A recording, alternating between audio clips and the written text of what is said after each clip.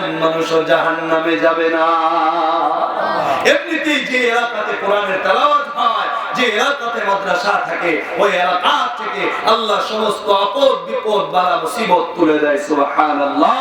যে এলাকাতে মাদ্রাসা থাকে, কোরআনুল কারীমের তেলাওয়াত হয়, যে এলাকাতে তালিবুল ইলমরা হাঁটাচলা করে, আল্লাহর রাসূল বলেন তালিবুল ইলম যদি কোনো কবরের পাশ দিয়ে হেঁটে যায়, আল্লাহ তালিবুল ইলমের কবরের পাশ দিয়ে হেঁটে যাওয়ার ওসিলায় 40 দিনের জন্য কবরের আযাব বন্ধ করে রাখে। সুবহানাল্লাহ। এই বিজুলিয়া দারুল উলুম ইসলামিয়া মাদ্রাসার পোলাপানগুলা তো আপনার বাবার কবরের পাশ দিয়েই খেলাধুলা করে, আপনার বাবার কবরের পাশ দিয়েই হাঁটে, আপনার মার কবরের পাশ দিয়ে হাঁটে, আপনার ভাইয়ের কবরের পাশ দিয়ে হাঁটে। এদের ওসিলায় আপনার মা বাবা, আপনার ভাই যারা অন্ধকার কবরে, তারা একটু শান্তিতে ঘুমাচ্ছে। আপনি চাইলেও তো তাদেরকে শান্তি করতে পারতেন না? পারতেন? বলেন। কিন্তু এদের ওসিলায় তারা শান্তিতে আছে। সুবহানাল্লাহ।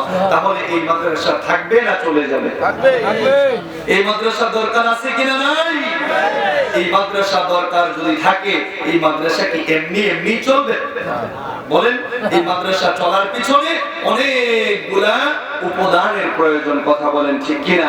আমার সাথে মুহতামিম সাহেব হুজুরের কথা হয়েছে, এখানে বাচ্চাদের জায়গার সংকলন হয়, বাচ্চা আছে না, এজন্য তারা আরেকটা